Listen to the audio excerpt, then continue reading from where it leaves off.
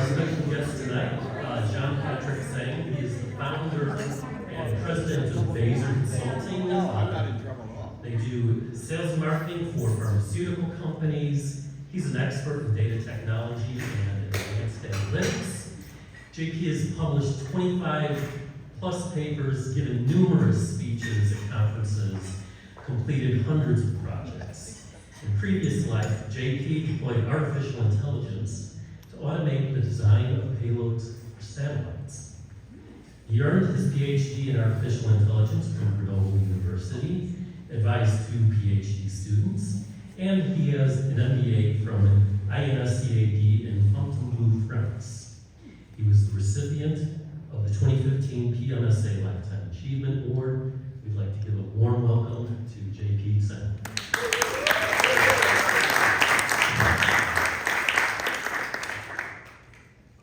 Good evening. So I'm very excited today to talk to you about something I'm very passionate about, which is AI. I hope there's not too much AI fatigue because you see AI stuff everywhere. So what I'd like to do is to describe to you what's going on, and then maybe take a little time to reflect about the implications of what's going on. And then at the end, I'd like to share with you some, my thesis about AI and some reflections that we can have. And if you have the urge to ask questions, raise your hand and I'll take your question. So basically I'll go and follow this format here. What's the objective? And we're going to do a couple of polls. So I ask you what you think about AI. And then at the end of the presentation, I'll ask you the same question. And I want to know if you change your mind in the meantime. Okay? And so I'll give you, describe about things that are happening that I think are really mind-boggling.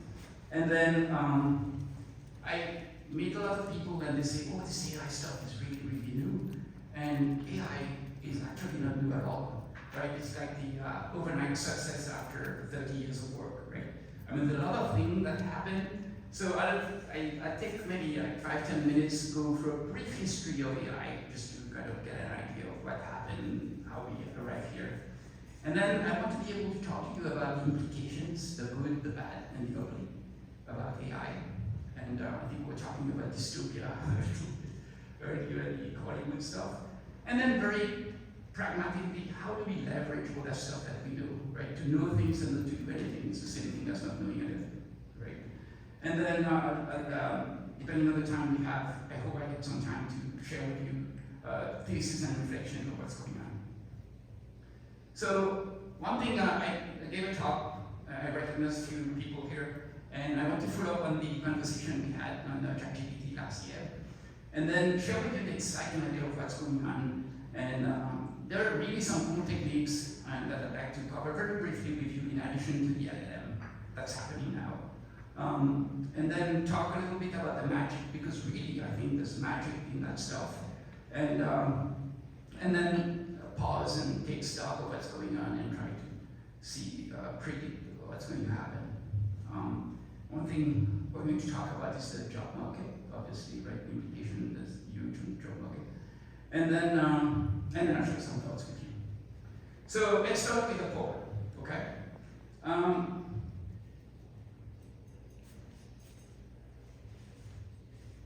So in terms of vocabulary, there are different definitions out there. And for AI, currently, people have the definition of narrow AI. So narrow AI would be, there's one thing that AI does better than us, right? Like playing chess or playing Go, that kind of stuff, right? The second one is general AI. It does everything as well as we do, maybe a little better. And then the super AI, right, ASI, which is really now what it little kids, right? I mean, beats us everywhere, right? So question for you. So free question, right? And your answer is O. It's like the blood group, right? OAB, right?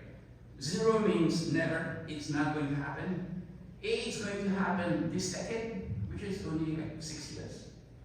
And then B would be after that. It will happen, but we don't really know what's going to happen. Okay, first question. So divided into 3 parts. First one is content creation, like text, like pictures, images, videos, music, and so on.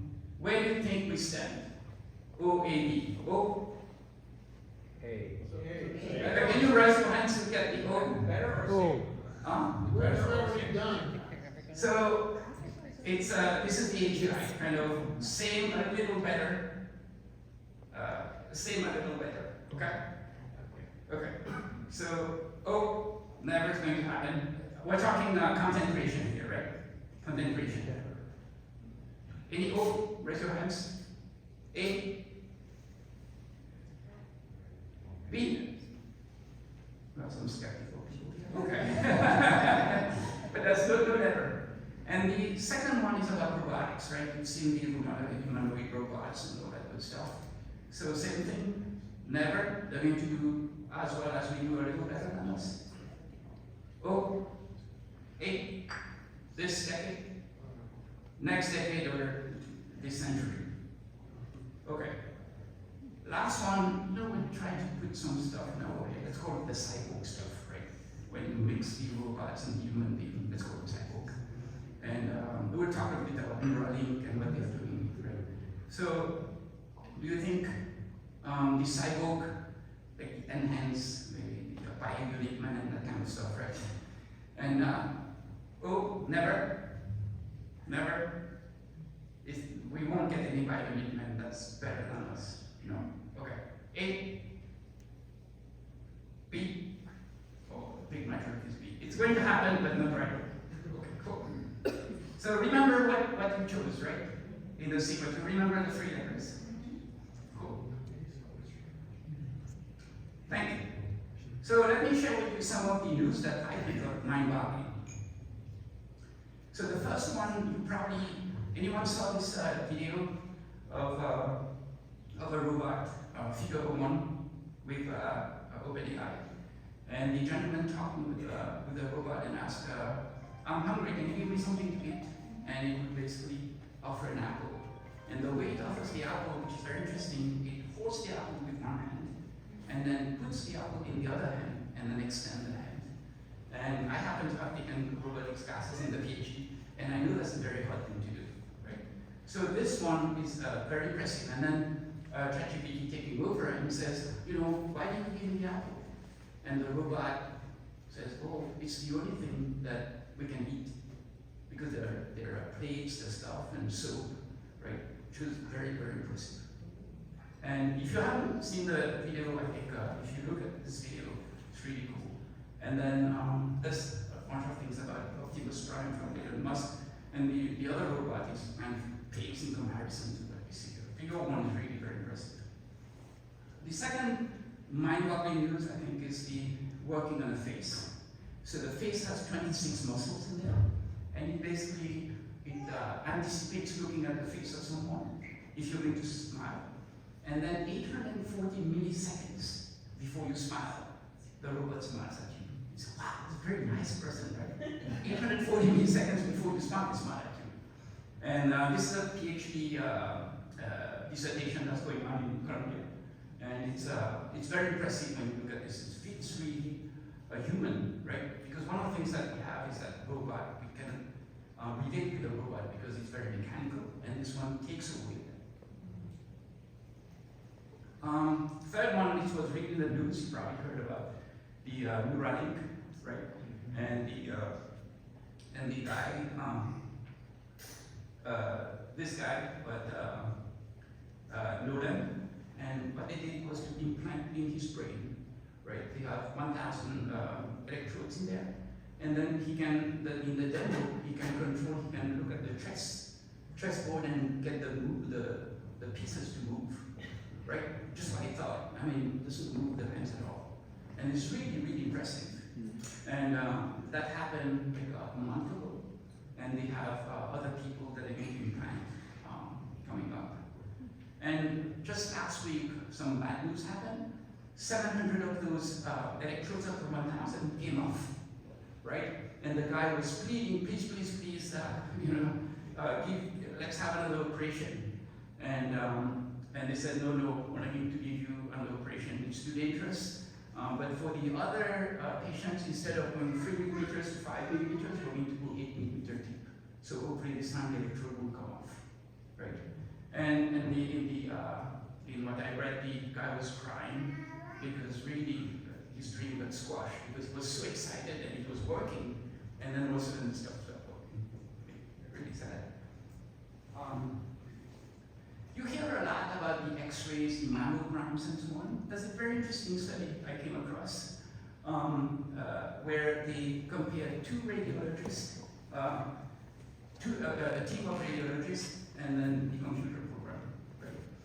And the interesting info is that the 4-star speed rate, meaning that you see a tumor when there's no tumor, is the same for both.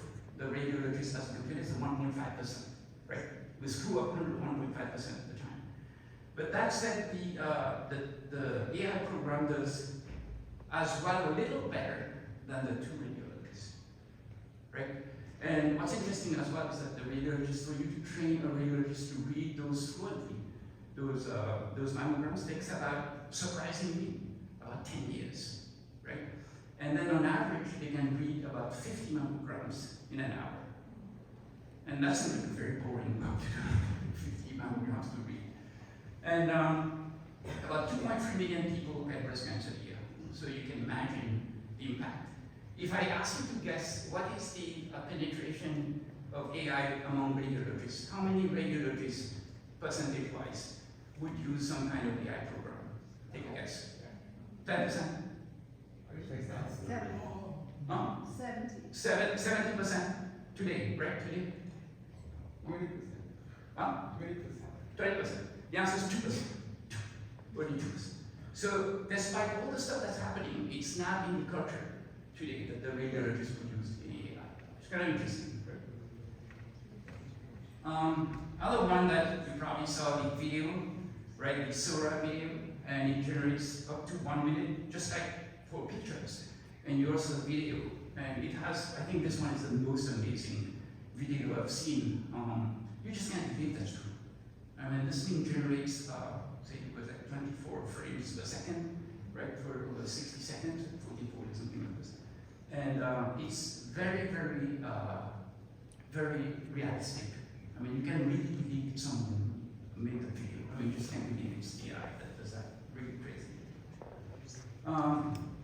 And this one takes the cake, right?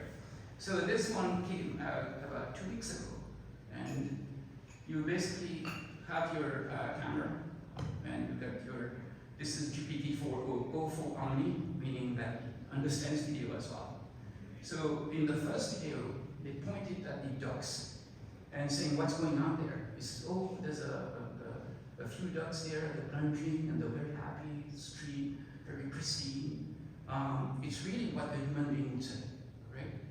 And then another video where a blind person, supposedly blind, in London, hailing the cab, the London taxi, and the ChatGPT would say, oh, now the taxi is coming, raise your hand for the taxi to stop, right? So apparently, phones like this, and the demo is really impressive. Other one is rock, paper, scissors, right?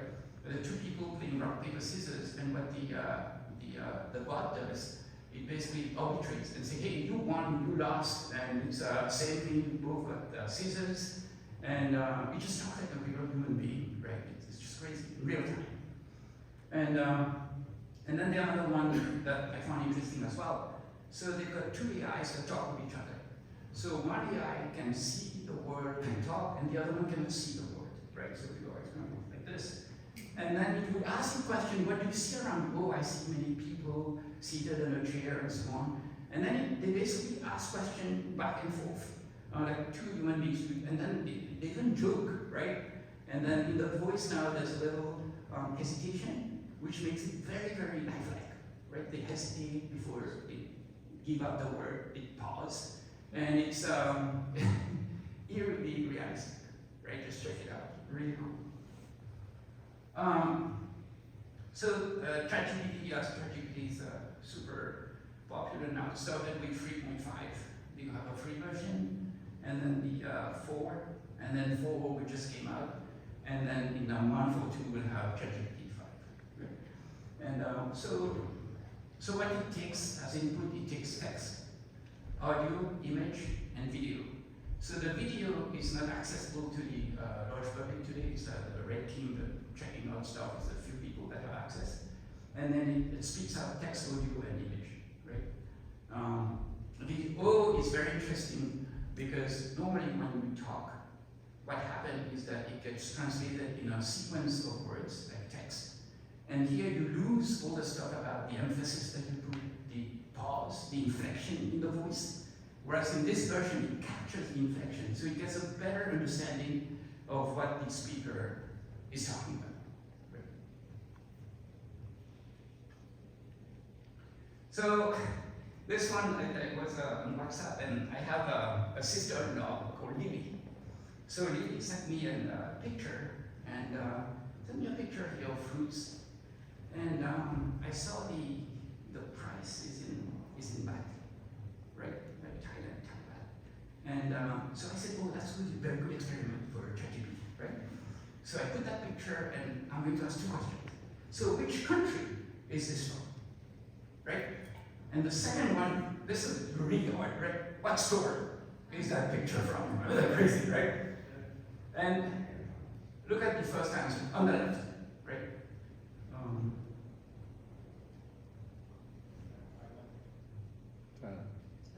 So here it says the image, this is from ChatGPT, right? Image shows various fruits with prices labeled in Thai baht, right? Additionally, the signs have Thai text, so it understands Thai, right? And this indicates that the image is taken in Thailand. Wow, right? That's very impressive. And the second question is which store? I mean, if you're that good, that's a crazy question.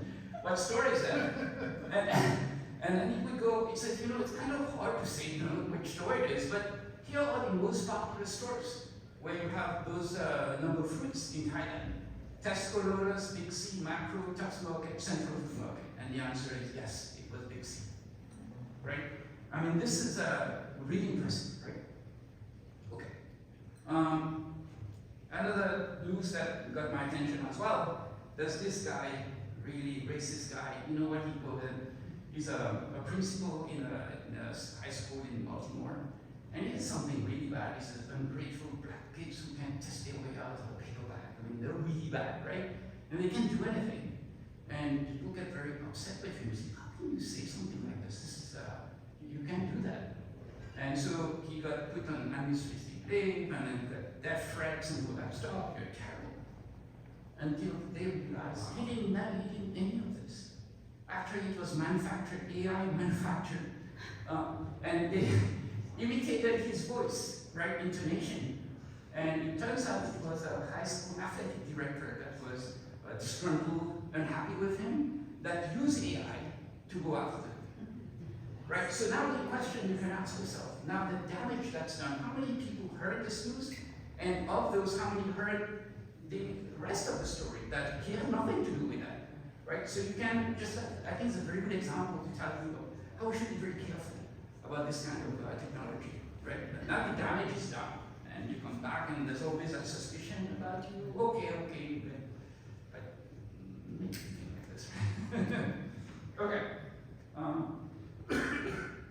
So we talked about the robot offering the apple, right? Changing hands and still thinking and eat. The implant allows the amputee to play chess by thought. AI listens, talks as a real person. You have the robot that smiles at 840 milliseconds before you do. It's good as radiologist and so on. So the question I have for you, what did you see in the news that really got your attention?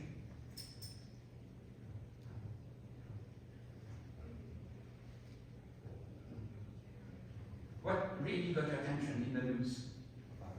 Yeah, let me give you the microphone.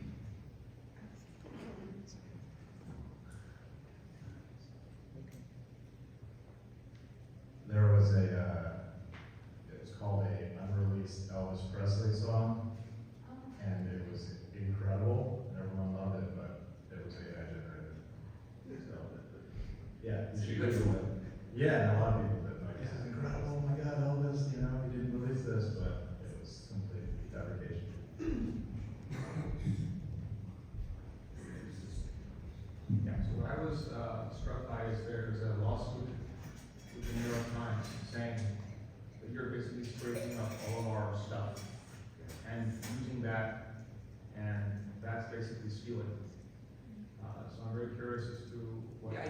VIP stuff. Yeah, they were basically ripping us off Yeah. and making, all this stuff off of this or anything in the world. AJ, you heard what OpenAI said? That when they were training the stuff, we actually lost the data that we used for training. We have the neural net, but we can't find the data.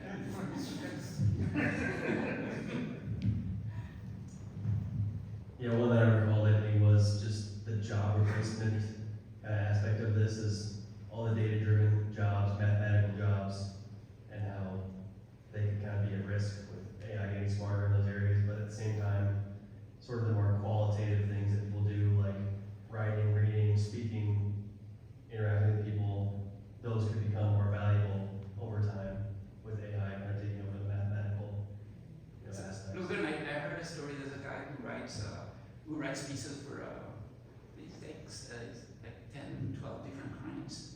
And then he started to lose his clients. And then there was the last client that's left. And then he lost the last client. And he goes to the guy and says, but you know I write better than ChatGPT. And the guy says, of course I know that, but the other guy is free. And I have to pay. This is an interesting comment, right? So you may even accept something lower, but the other one is free, right? So in the account, you have to factor that as well. Any other stories you want to share? In the last couple of weeks, Google has inserted an AI summary before your actual search results. My experience, limited though it may be, is it's useless. Yeah. Completely useless. It doesn't, for me, it hasn't given totally wrong information, Yeah. but it's just a delay to get to what I Yeah. will parse on my own. But it's the first thing, so you take the time to read it and say, this doesn't answer my question, let me go and find, knows around the articles and find what I want. I think that stuff gets lots of flack, and many people were a little negative about this Google summary. But good?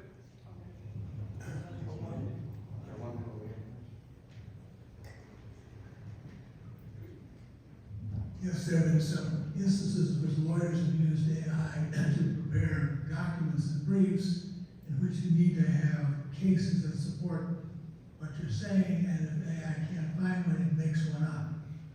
So if you use it, you actually have to then be sure that everything that is telling you is actually there. Yeah. We have the story, right? The fabricated cases of the airplane, right, that everyone heard about. That the case never existed, but then they were presented as if it happened.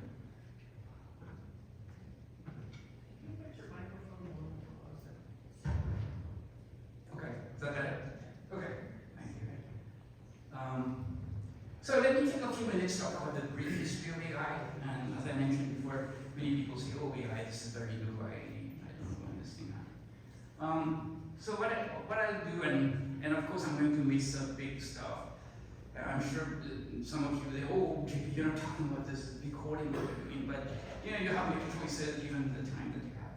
So I'll talk to you about the Turing test. We heard about Turing test again and again, just want to make sure that we know exactly what the Turing test is. Eliza, the chatbot. Eliza, the chatbot, was very popular at the time when I was doing my PhD. And many people were taken aback, and they would absolutely believe that this thing is really intelligent when actually it's very stupid. I'll say a few words about maybe before we have the LLM, it's the expert system. And I'll give you some examples. And then there was that big stuff about Deep Blue, Kasparov, right? That rocked the world. And then we had AlphaGo 0, Alpha 0. And then came that, this one maybe we don't know it happened, but it's been the seminal work for the ChatGPT. It's the creation, the architecture of the transformer. And then there's AlphaFold about how the proteins fold, and this problem is virtually solved today, which is really impressive. And then I'll say a few words about ChatGPT, which you guys know. So what's the Turing test? We always hear about the Turing test. So the Turing test is, you're here and there are basically two rooms. You can ask questions, but you don't see who's in which room, right? And you can ask all kinds of questions. And at the end of the day, you have to decide this one is the robot and this one is the human being. If you cannot distinguish between them, then that robot passed the Turing test because you were unable to distinguish it, right? And your questions can be crazy, right? All kinds of questions. So just to give you an example, describe why time flies like an arrow, but the fruit flies like the banana, right? So this is, I mean, it takes you some knowledge to be able to kind of disentangle this sentence, right? And you can ask that question, right? And you can think of how you feel when about your upbringing. So now you basically bring in experience of the human being there. You can ask all kinds of questions, right? And you can even ask a meta question: what do you think about what you're thinking? Everything is game, right? And no program has passed the test yet. And the question is for how long? And I want to say that GPT-4o, I think it passed the test. I mean, you look at this thing, maybe you should look a little closer, but if it didn't pass it, it's very, very, very close to passing. I mean, it's just very impressive. Okay, so the first chatbot, this is more like a historical note that was written to basically, you talk about your mother if you come visit me. And people get excited because we anthropomorphize immediately, right? As soon as with language you think there's something there, it's a human being, right? And that's a very good example to show you. I don't read it, but you have a little kind of dialogue between Elisa. I'll share the slides if you're interested. Between Elisa and the human being. And it sounds very lifelike, right? Except that the Elisa is really stupid. And then came the expert system. The expert system, I think probably the most famous one that started the whole thing is MySim at Stanford. And the way it works is you have a user that interacts with the system, you have a user interface, and it has two parts to it. One is what we call the knowledge base. So basically, we had at some point the word knowledge engineer. So you go and you talk with the expert, so you're an expert, and I ask you, how do you do your stuff, or you do your craft? And I try to capture this thing through rules. And rules, they have two parts, like a theorem. It has an if part and a then part. If this is satisfied, then that's the conclusion that you drive, right? So you can go on forward chaining, meaning if then, or you can do backward chaining too, right? If then, and then you go the other way. Let's go with this tolerance. Tolerance, which is you take the negative of the conclusion, the negation of the premise.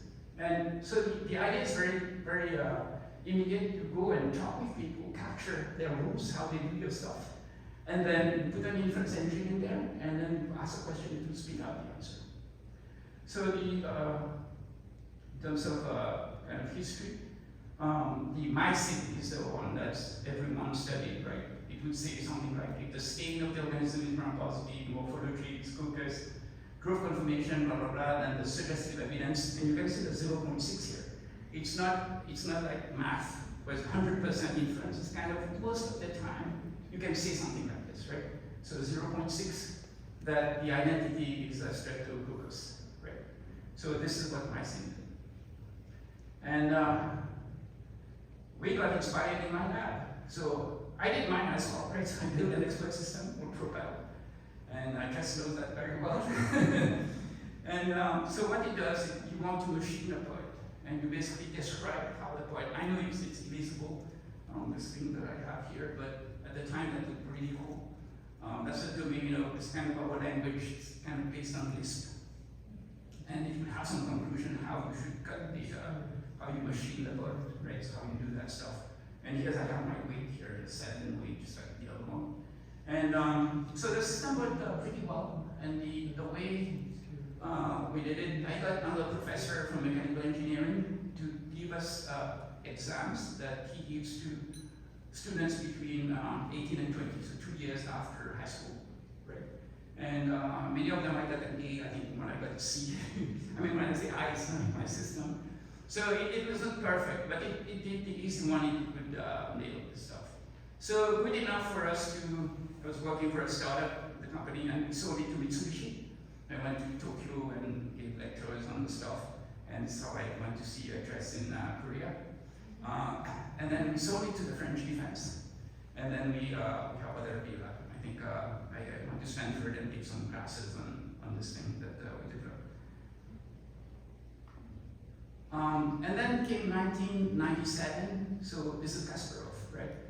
So Kasparov, there were two big kind of 1996 and 1997. 1996 was really crucial because this is the first time a program won the game, I should say, not beat, won the game. And then the program that improved so much the following year, he was playing against something else, and he didn't quite realize that. And then he lost, right? So that's the dethroning of the best chess player ever that we have as humanity has to offer, right? And then, as you know, chess is very complicated. Chess players here, you're a chess player, right? Any other chess players, right? And you know, the complexity of Go is way, way higher, even though the pieces are kind of, the white and black, that's all, but you know, chess we have different pieces and so on.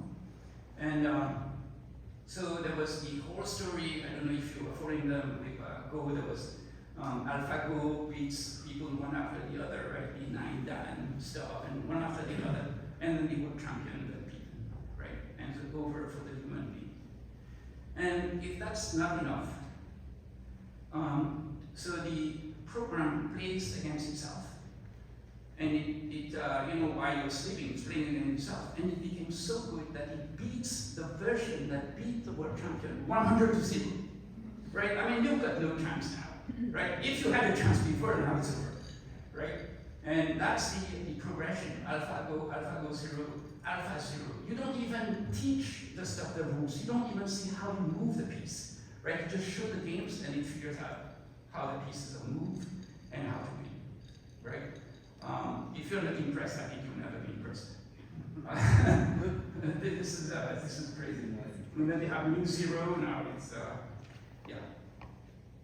So decide how you have to bow to the AI. Whether even if you're the world champion, you have to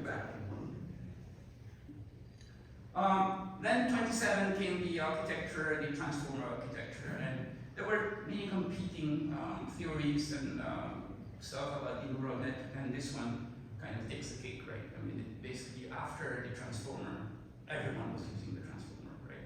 All the other architectures, we kind of forgot about them. And this is the protein folding, as you realize, because you have a big molecule and you put charges, and you put this thing and it can fold in different ways, right?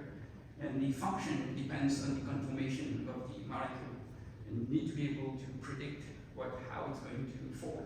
And that becomes a very critical problem to solve, right? And AlphaFold 1, 2, 3, now it's the best thing ever that we have currently. And then we have ChatGPT, 3 years ago. I asked ChatGPT, give me a picture of how you would like, how you look like. And this is a picture I got ChatGPT from ChatGPT. Right, so that's something I think pretty cool, right? This is a picture of ChatGPT. So it does conversational AI, advanced, it can talk, understand languages, it can translate, it can summarize. It's super knowledgeable, adaptive, very creative. And then one thing that I changed my opinion on is that we say finally, you know, this thing, you just need to predict the next word, right? I give you a sequence of words, and you predict the next word. So you just need to predict the next word. But when you think about this, this is a very, very difficult problem to solve, right? The fact that you can predict the next word, it means that you understand culture.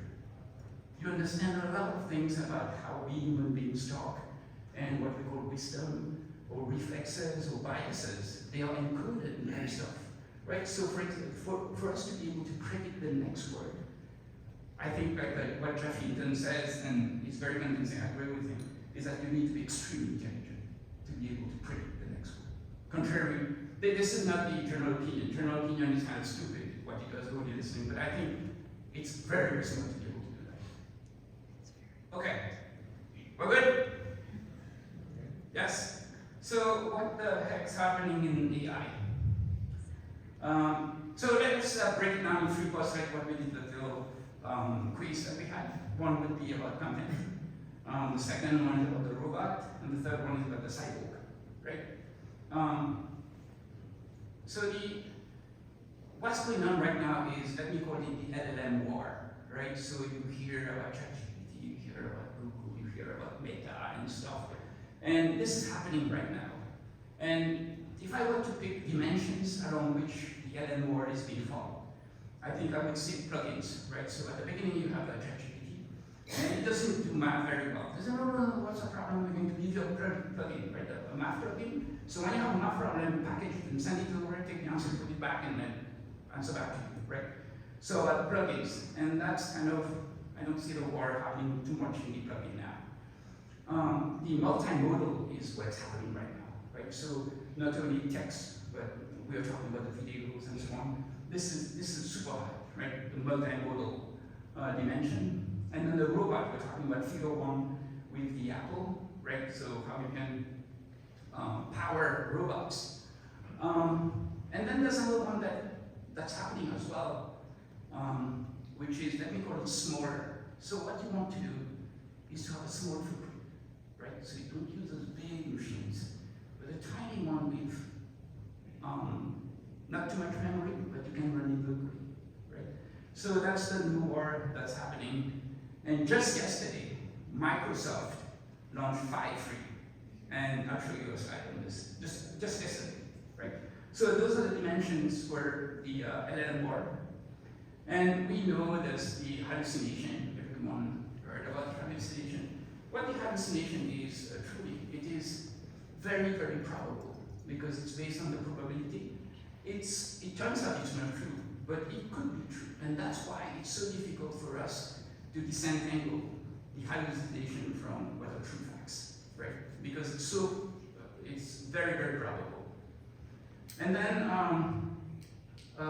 there was something called RAG, where you basically say, okay, I got a bunch of documents here. Please use those documents before you hallucinate too much. I want you to go in and scour those articles, those documents I give you, right? And also go to the web, check what's happening, go to the web and then get the references, and if you can find the reference, and be very skeptical about if this stuff is true or not. And then another one that's happening, I think that will happen in ChatGPT 5, but that's coming up. It's about the something called train of thought. So when you ask a question, you may get the wrong answer, but when you ask, please break it down, like step 1, step 2, step 3, step 4, it behaves better, right? There are many classical examples that we know now because of the train of thought. And one thing that we do, I play with that as well, is that the ChatGPT wants to talk, right? So what we do, we let it talk, but the way it talks, we don't like it too much. And then we have a second pass where we say, based on what you tell me, kind of here how I want you to answer the question. It does much, much better than if you force it to answer the question the way you want the very first time. Right? You have to get it out of the system, so to speak. Human beings, right? Get it out, and then it's kind of, oh, okay, this is what you're going to answer. There's another thing that's very big right now, it's called agentic paradigm. So the idea is you take the problem and then you break it down in smaller problems. It's kind of very classical stuff. And then you assign different agents to solve sub-problems. And these agents talk with each other. Right? And they found, for example, that for ChatGPT 3.5, if you add the agentic dimension, it beats 4.0. And if you put it in 4.0, it does way better, right? Which is very interesting, right? That the agentic thing is going, I think you're going to hear a lot about this this year in 2024. So I just wanted to give you here an idea of the different players. So you see a long list of different LLMs here, and then some versions of them. So you can see OpenAI, there's Google, there's Microsoft, there's Mistral, Baidu, and right, there are tons of them. And what people do in the, to follow the LLM war is we have a bunch of benchmarks, right? How good are you at answering high school problems, right? And how good are you at reasoning? So they have those kind of test batteries of tests. And then each of those LLMs are being ranked, right? So this one was about Claude Free, which is a competitor, Anthropic, and it I just got this thing and it said, oh, look at how much better we do, right? So there's always a touting how I beat the other guys along those dimensions. And I put a note here saying that the ranking is dynamic given the progress that's happening. And indeed, yesterday, there's a new one that came out, and this is the 5.3 from Microsoft. Super tiny, right? It runs on 8 gigs of RAM, so comfortably on your iPhone. And the answers are very comparable with what you get from 3.5. So what's the magic there? Actually, it's the training of the data is super curated. So you get a way smaller data set, but super curated. So then we can have a performance that's comparable with a big data set on the big LLM. And that's called SLM, right? Small language model as opposed to large language model. So that's another trend that's happening. Cool. So we're going with the kind of content, right? So I'm switching gear here. Yes, sir. Question for you.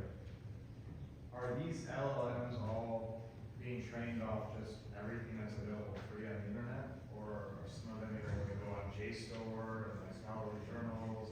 How does that work? So that's that thing about YouTube, right? You probably heard about this. And you're doing Sora. How come you get those nice videos? What's the number one place where you get videos, right? Has to be YouTube, right? And that was a very interesting interview about we use videos, yes. I mean, to your point, you have to go and grab this thing. I mean, how can you get this amount of data set? And then you play the fool. I was mentioning that we lost all the data set that we used. We don't know what happened, right? It just disappeared. And I think the other thing is that since these companies are have deep pocket, if you were hesitating to sue, now's a good time, right? You may get something. So I think there's incentive because of the success to claim your IP, back to what AJ was talking about. So the robots, this is doing a backflip. Yeah, it does a backflip. I go to do the backflip on when there's a foam pit, right? This is the backflip. So this is the new one, which is the completely electric version, right? So they retired, you heard about that, right? They retired the Atlas, and they have a new one, which is kind of very impressive. This one is, well, we moved to the University of Geneva. This is in the, think of a bit like a nursing home, where you have to care for people, and the robot's called Nadine. And Nadine, a social worker, a social robot, and the professor is Taman, and they've got, so it talks, it can sing, it can play bingo, right? Maybe it can come to here at the Michigan Shows Club and play bingo with us, right? It's meant to play a role in looking after the sick and stuff, and the professor said, the human being can work 8, 10, 12 hours, but this thing doesn't sleep, right? And can keep on going. You need to charge a battery, and it keeps on going, right? So, I'd like you to think about this, what's going to happen in the future, right? With this, with Nadine. And you probably heard of Hanson Robotics, right? So Hanson Robotics has, here's the guy, David Hanson, and then Sophia. I think like 10 years old now. I think everyone saw videos of Sophia talking and so on. And Sophia has a little sister now by the name of Grace, born like 3 years ago.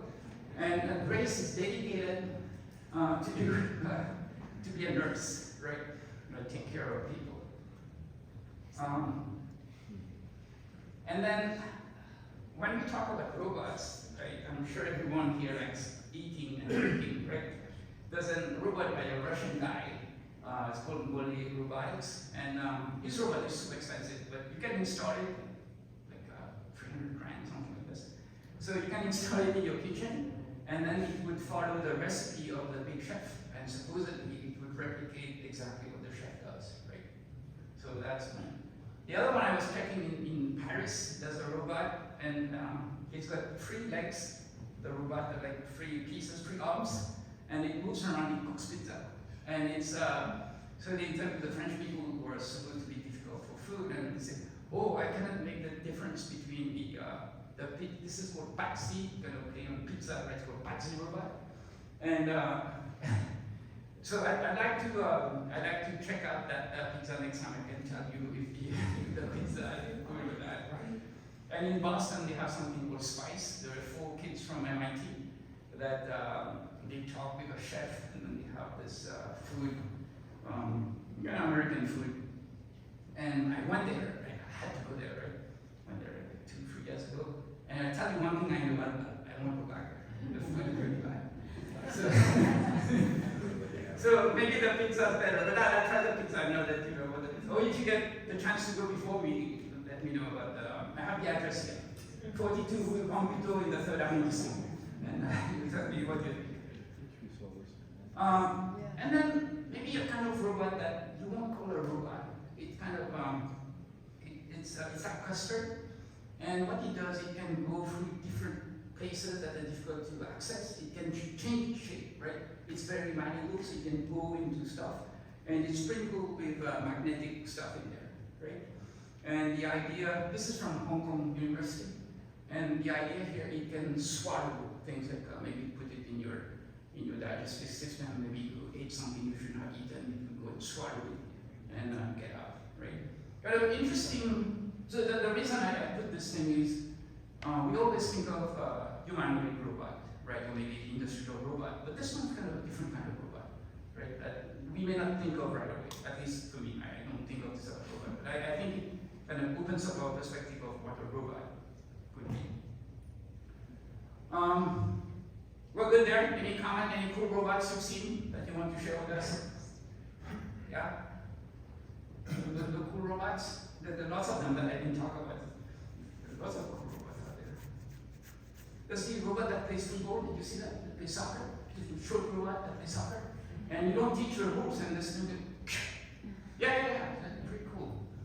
Yes? So my question is, are these things functional? Are they using them? Where are they using them? Yeah.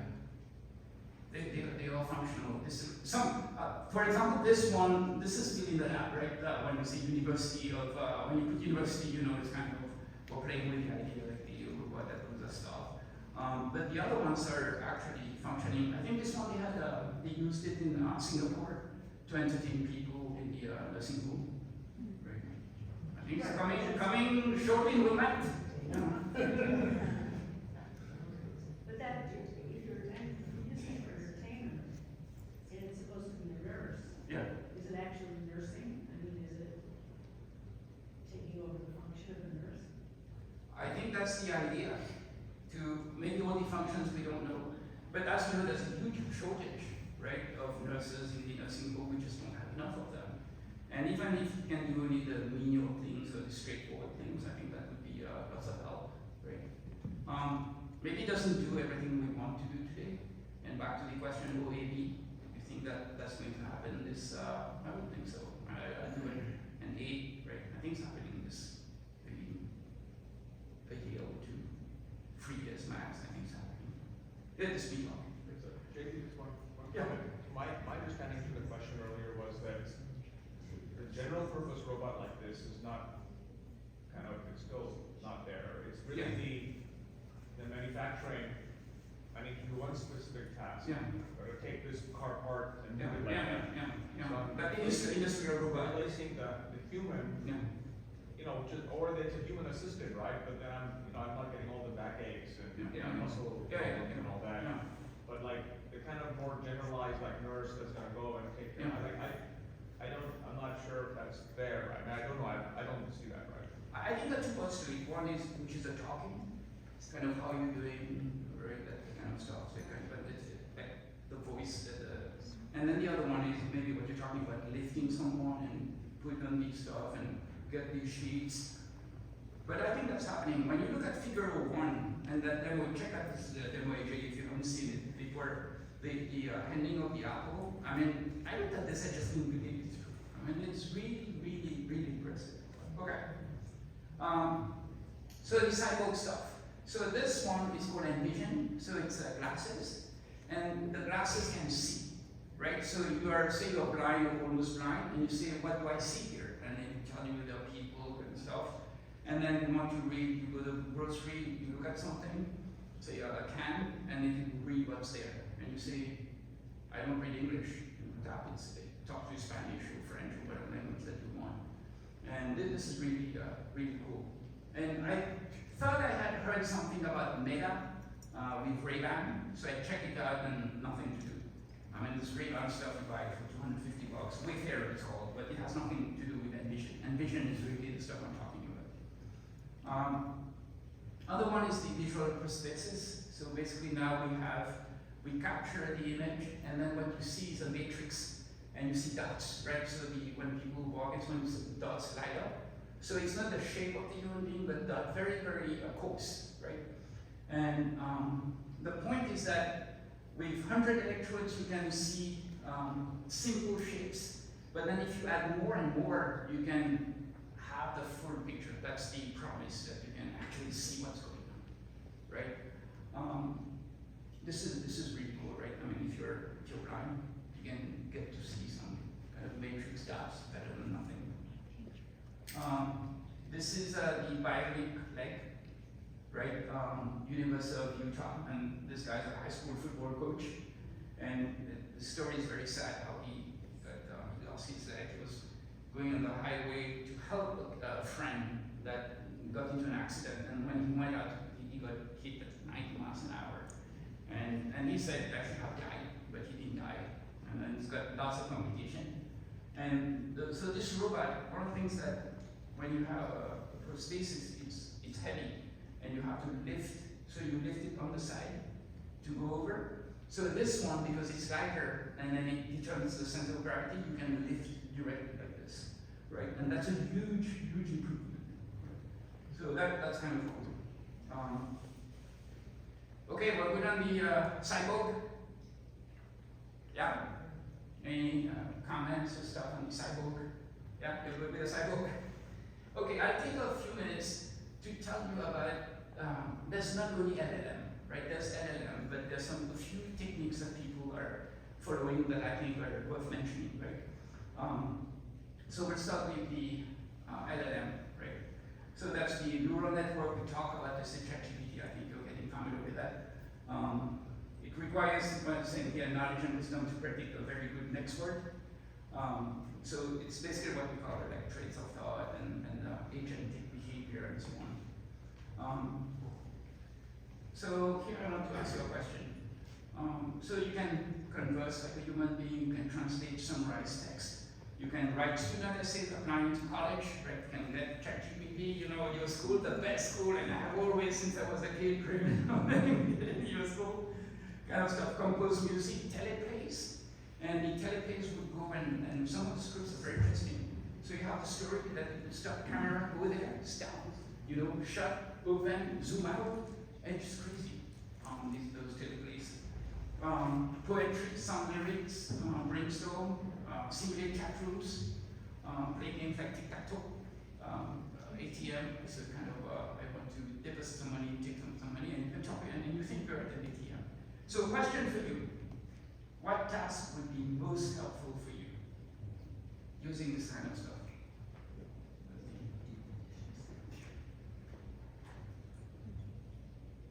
I need your voice. So what task should you take? The customer service reps. Huh? The customer service reps. Okay. That's happening.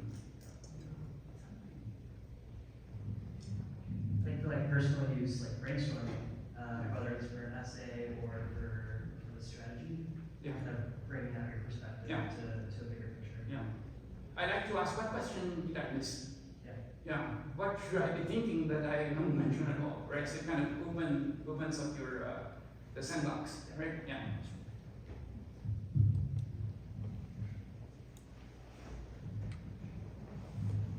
Of these options, I have to say number 2 is the one that I just feel like there is not enough time to read everything I want to read and process all the information that's out there, and I'd love a smart AI tool that can truly summarize news and differentiate between fake news and real news and help me. So you tried it. Do you like the summaries you get from ChatGPT? I like asking Google and Alexa, Mhm. and I mean, I do that all the time now, and I think that's Yeah. But try ChatGPT before. Yes, I Try have ChatGPT, it's very, Yeah. yes, Yeah. yes. And you can talk about different subjects. You can go philosophy, you can talk history, you can talk science. I mean, it's not always very deep, but it's kind of very, very knowledgeable person. You never meet someone like this, right? It's kind of wow. And any comments you want to share? Okay.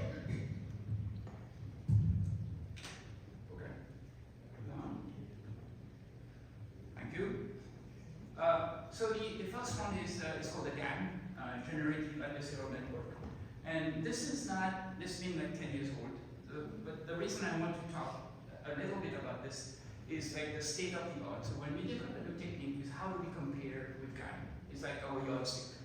And the architecture is very interesting. Is that the story goes that the Stanford guy, and he was having some beer, maybe he didn't have too much beer, with his friend, and he was talking about the GAN, and then his friend said, "You're stupid, it's not going to work this thing." No. I think at midnight he goes back in his room and wrote this guy at 2 in the morning, and sent it to his buddies, right?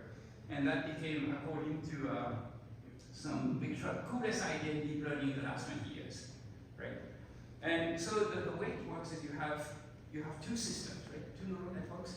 One generates, so it makes up stuff, and the other one, it looks at the stuff and say good or bad, right? So if you think of, say, like pictures, it's called the discriminator and the generator, right? The discriminator has a database of real, say, pictures of people, and then the generator will generate a picture, and it will compare and say, no, that looks fake, stop. This is a cartoon, not a real picture, out. And then the generator gets the feedback and changes the strategy a little bit and offers a different picture.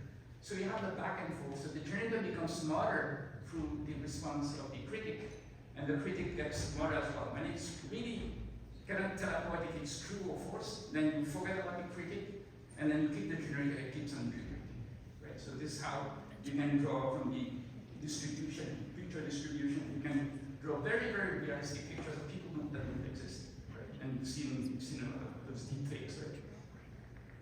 So that's the GAN, right? Kind of the reference. I think it's a cool one. This one, it's a super cool. It's called the diffusion model. So what the diffusion model does, and you take a picture that's super crisp, and then you put some noise in the picture, right? And then the whole idea is to go back to the original picture, so you denoise the picture. And you denoise it using a neural network. And when it denoises it, so you don't do like completely noise and then crisp picture, but you go in different steps, like maybe 100 steps, right? So it learns how to remove the noise step at a time. And what happens, it doesn't land on the original picture, but it lands on a different picture that is very realistic. So this is how this diffusion model works. And it's very counterintuitive that the way to generate them is to throw noise and then remove noise, right? It's kind of not the first idea that crosses your mind, right? Maybe you think about it, maybe you get this idea, but it's not obvious. And it works super well. Here is Michigan Showscrub using the diffusion model and a reinterpretation of a building here. I don't know if you think it looks like a Michigan Showscrub, but this is what ChatGPT does. Yeah. Okay. Another technique called NERF, neural radiance field.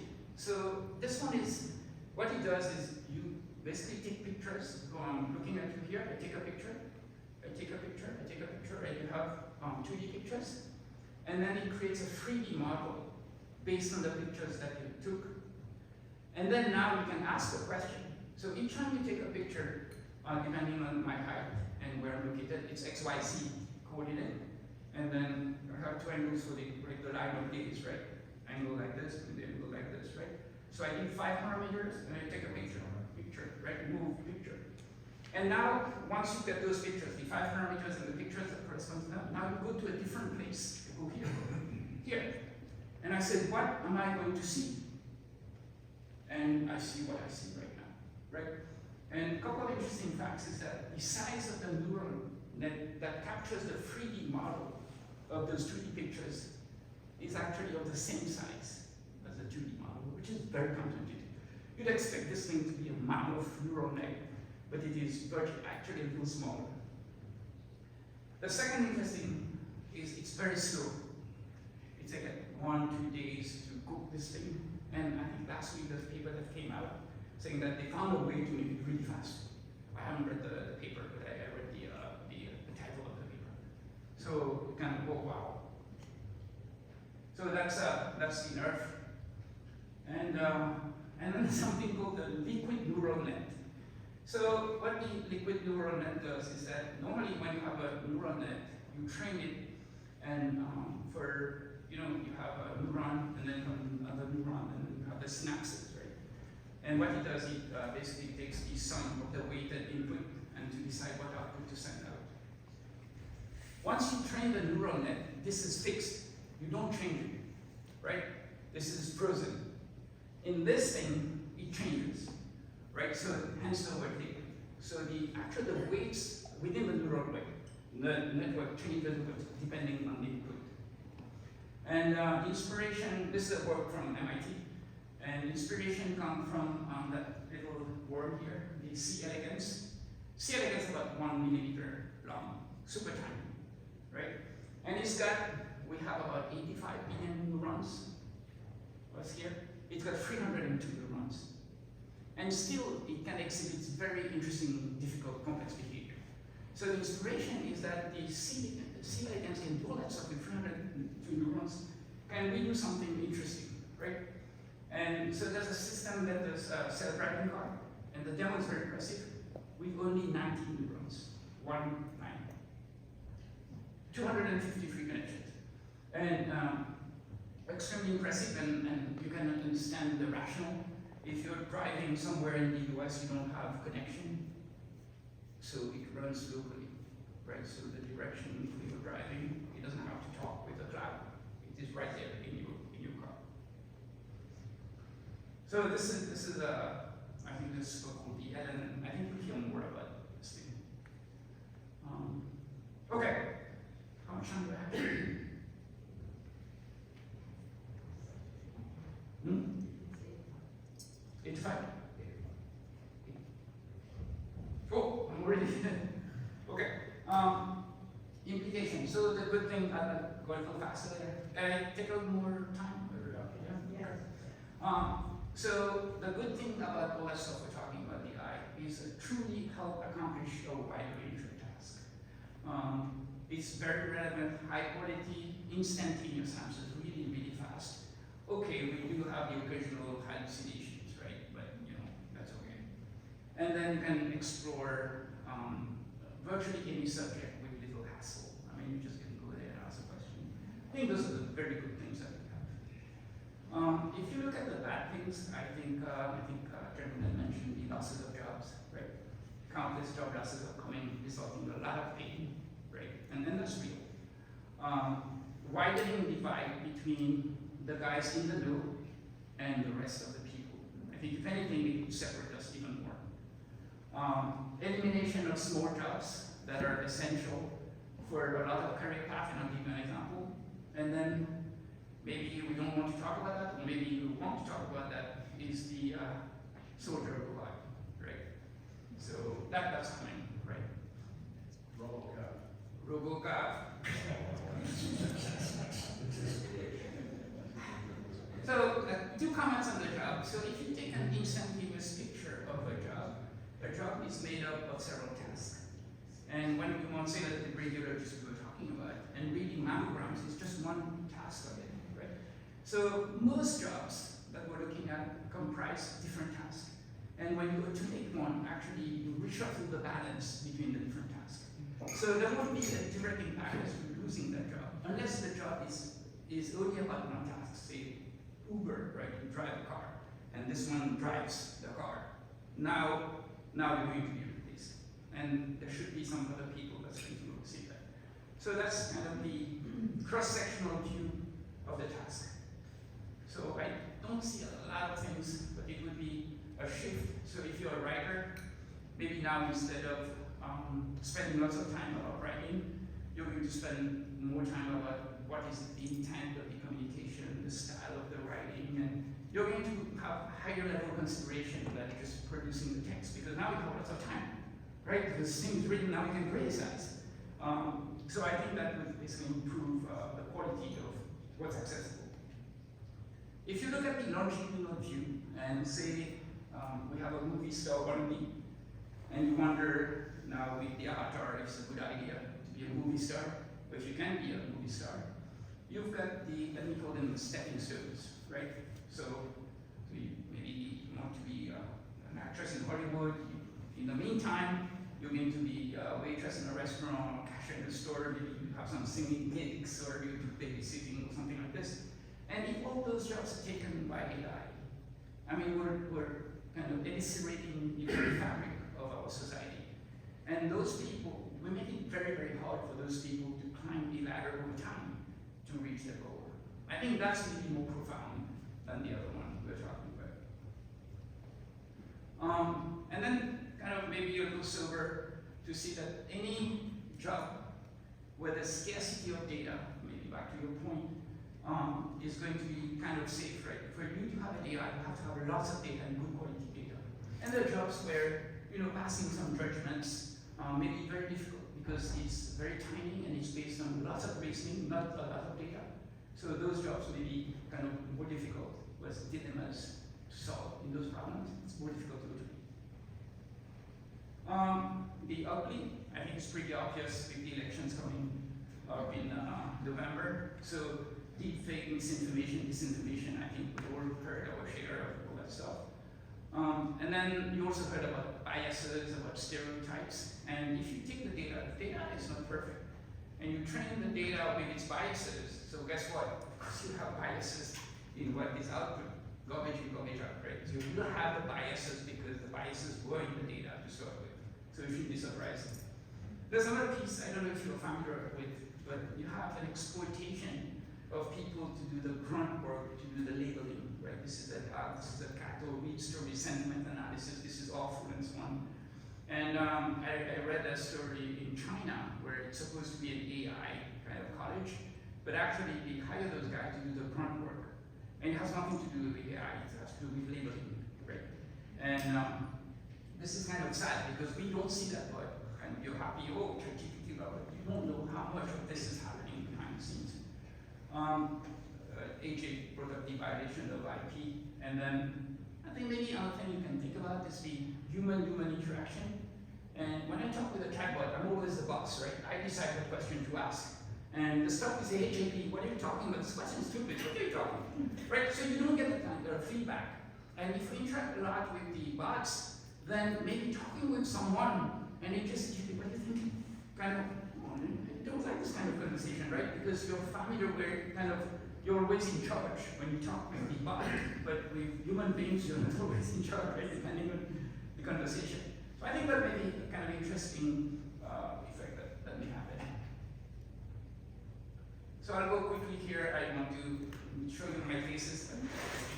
So the things that you can do, finance, maybe invest in AI, buy some stocks or ETFs or QQQ or whatever stuff, or even think of setting up a company to sell AI, maybe AJ already thinking about that. Personal growth, play with ChatGPT. You can learn different language and develop your skill, acquire more knowledge.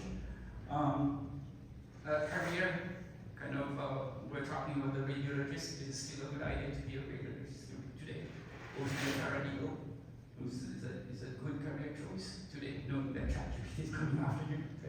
So you would think twice about those career choices.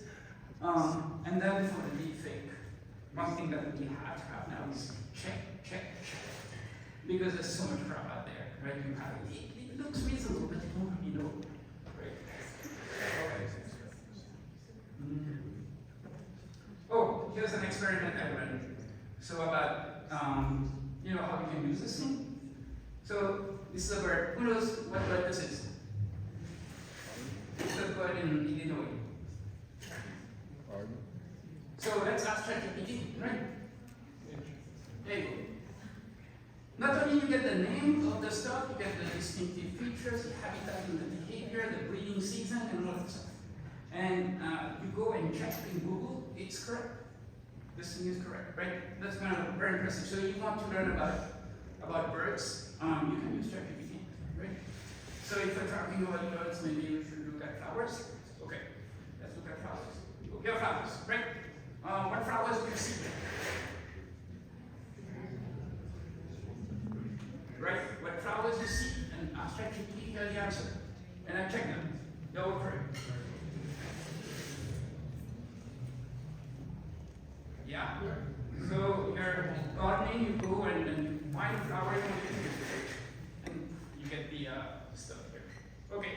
I was in Boston last week. We were visiting the Museum of Fine Arts, and I took a picture. So your task is to tell me which one is from the Museum of Fine Arts and which one is a fake from ChatGPT.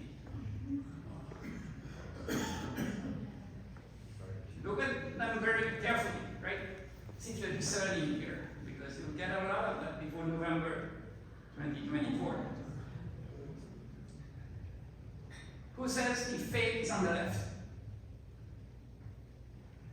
Fake on the left. We have less than half the people. Fake on the right. Oh, the majority. How do you know? Huh? Let's do first. Yeah, you're right.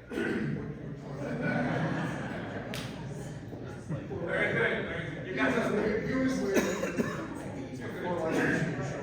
well, it's unless you know the kind of the work, the description here, it's kind of hard. It's a hard question. But it's a hard question. Okay. So thesis and reflection. Close here. 2 minutes. Here's my thesis. Is that I want you to consider a nursing home, right? And you've got this gentleman here on the left who says, you know, I am tired of living. I think it's time for me to go, right? And the robot answers on the right one. You say, oh, you're right. You know, all your friends are gone, and it's not like you're getting younger every day, you know? or the robot can say something that, what are you talking about? Are you crazy? You know, Haruko is the Japanese guy, right? Haruko and the whole gang is coming to see you this weekend. We're going to play and have party, and what are you talking about, right? So two very different responses to the same prompt, right? The same situation. Now, when you think about this, we're going to use ChatGPT more and more, right? So ChatGPT is going to be the vector of our culture. Because we're going to ask questions, we're going to get reflexes, maybe you have a new boyfriend, girlfriend, children, career, you're going to ask ChatGPT, right?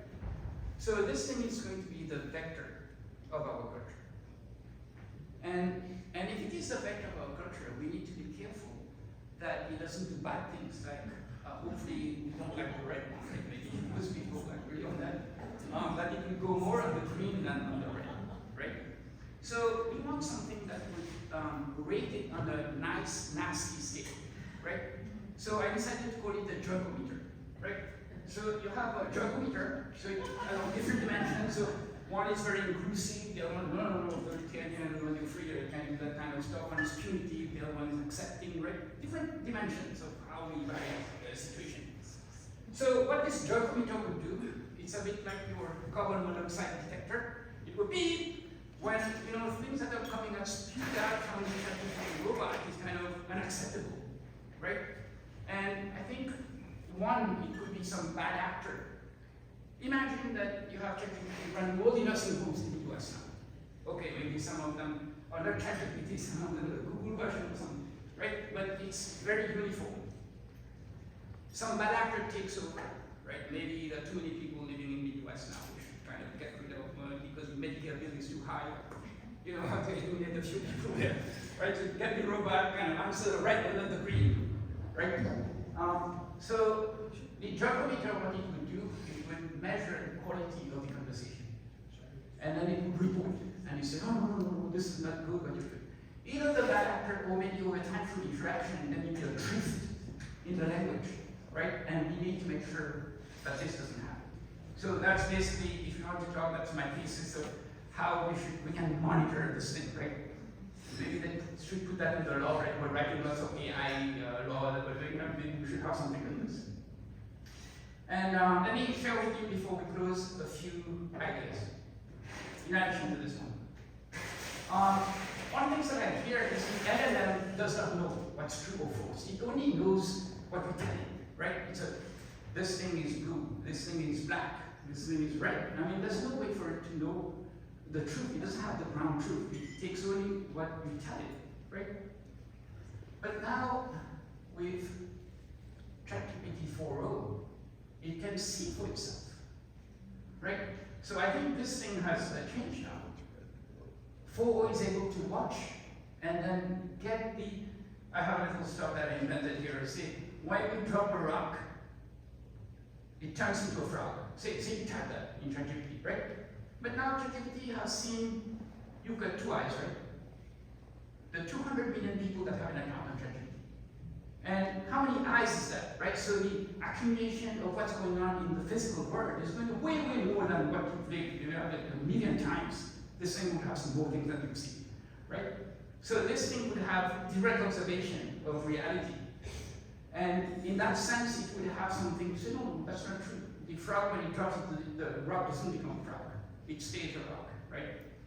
So I think that changing what we used to say about no ground truth in the system, because now we can observe. So think about this, and then if you don't like it, we can talk. Even if you like it, we can talk. Second, can it be creative? The profound question, right? Can this thing be creative? So one of the things that we realize is that when you get an insight, it comes in as a feeling. And then you articulate your feeling in words. And the reason I say that is oftentimes you have trouble finding the words that match the feelings that you feel. Right? So there's the verbalization of the feeling that comes after the insight. If all that business is based only on words, it means that we're leaving out the thing that happens before the ideas. So if you're missing that crucial part, how can you claim that you're really creative? Right? How can you get epiphany? You can, right? It's not coming in words. You have it first, and then it gets translated in words.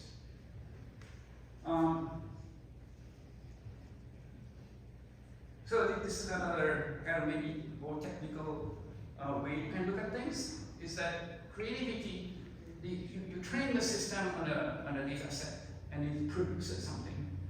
And what if the really creative, cool idea is outside of what it can generate because it hasn't had the right data set to be able to produce it? So it means what is reachable with a data set, your idea may be not reachable. In that sense, it cannot be creative, right? Does that make sense to you? Okay, cool. Can it create new knowledge? For that same reason, I don't think too much. But I think one thing it can do for us, it can find areas where there's contradiction, or two theories that fly in the face of each other, that two of them cannot be true at the same time. There's conflict, right? And in that case, I think a system like ChatGPT can identify those kind of problem claims, and then even design an experiment to settle the question, right? To say, run, and here's how we can run the experiment, and okay, you are right, you're wrong, kind of stuff. Right? So in that sense, even though it doesn't generate new knowledge, it can accelerate the development of new knowledge. Consciousness. And we always get that question, is this thing going to be conscious? And when it's conscious, it's going to be doomsday, right? Takes over, it kills everyone, right? And this is what's going on, according to the movies, right? Consciousness means to have thoughts of your own. And then I think what's interesting is to be able to reflect on your reflection, right? So you have this meta level of going above yourself and look at yourself. And this is what we call conscious. Conscious is a little larger than sentient, right? Sentient, you get the feelings, and conscious, you're kind of above and understanding what's going on. This is me talking. I think AI would definitely be able to exhibit all the behaviors of someone that's conscious. And you look at me, who says I am conscious? I mean, you only get the external stuff, Kelly's talking, but you don't know if I'm really conscious, right? And all the stuff that you cannot establish if I'm conscious or not. It's a safe assumption, I guess, but you don't have any hard proof for that, right? So I think the fact that the next part is going to be doomsday, I think it's most improbable. I think what we should be wary about is other people, the bad actors. I think those are the problem. not so much the consciousness of the AI. It's other people, bad actors, taking over the AI to do bad things. I think that's much, much more probable than this thing by itself deciding to wreak havoc. By the way, there's this guy, Blake, you heard this name, Blake Lemon, the Google guy that got fired, because he was convinced that this thing is conscious, right? Anyways, okay, time for the poll. Okay, so you remember what was your free letters? Yes? Okay, anyone that changed their mind after this conversation, or, okay, so what was before, what was after, and what caused the change? Mine was AAB, and now it's AAA. On the sidewalk stuff. Yeah, Okay, right? okay, Am okay. I right? Yeah. Good. You get the triple A, right? Yeah, that's what I was thinking. So you're the only person? You're the only person to change your, No one else all of us, we're same spot? No? Oh, yes? I have the same change over from AAB to AA. Okay. So now we're triple A. I think thank you for staying a little longer than the allotted time. And if you want to talk, obviously, I'm super happy to talk.